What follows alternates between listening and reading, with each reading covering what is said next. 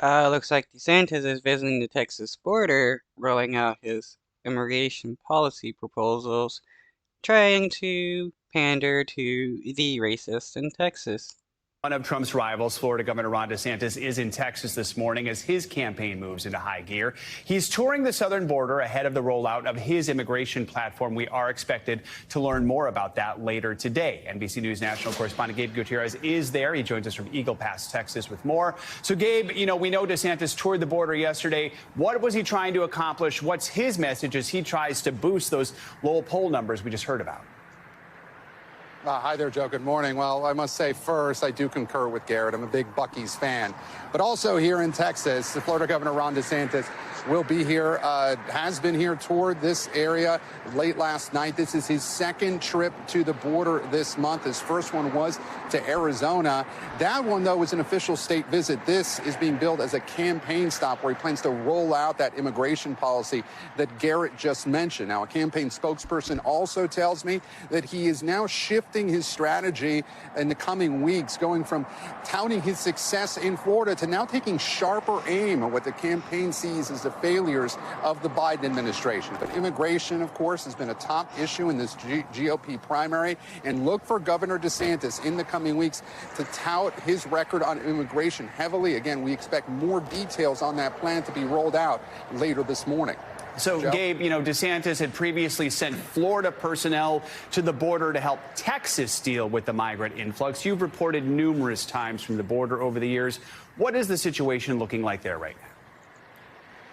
Well, certainly, Joe. Critics of the Biden administration had said for quite a while that with the ending of Title 42, of course, you'll remember that's that pandemic-era COVID border restriction that made it harder for the U.S. to expel migrants. When that lapsed, critics of the Biden administration warned of a huge influx here at the southern.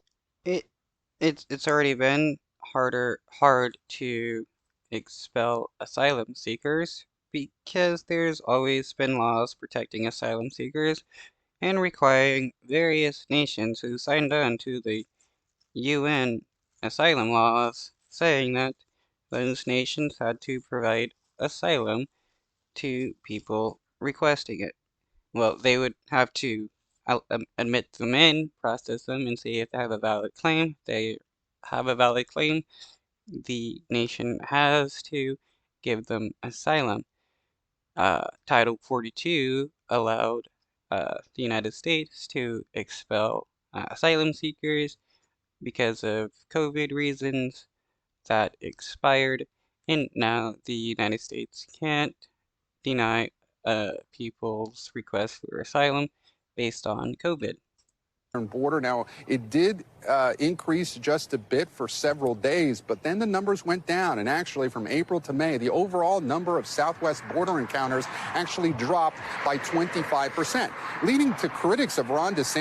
Which is funny because right-wingers have been claiming that if Title 42 ended, there would be an increase in immigration and we would see what they consider a quote-unquote invasion. Yet, we don't see that. We see the opposite. DeSantis saying, why did he send teams from Florida taxpayer money here to the southern border? Now, I toured part of the border from a Texas DPS chopper yesterday, and I asked one of those Texas DPS officials what he would say, and also how have those Florida teams actually impacted the border here. Take a listen. What do you say to critics who may look at the Florida teams that are coming over here and think, look, why is a Florida team coming all the way from a different state to help here in Texas? What would you tell somebody who makes that point? I would tell those people that they don't live here. They don't see the amount of people that are coming across. They don't see the crime that has risen. Still, that official did acknowledge that there has been a drop in unauthorized border crossings since Title 42 ended, Joe. And quickly, Gabe, what else is on DeSantis' agenda? And those seeking asylum are not unauthorized in their crossing.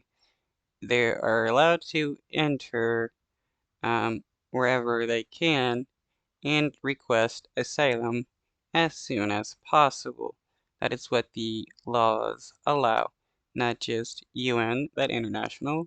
And before Biden's new immigration policies based upon uh, Trump's administration, uh, who crafted the immigration policy of requiring asylum seekers to seek asylum in all the nations that they enter uh, before they reach the United States.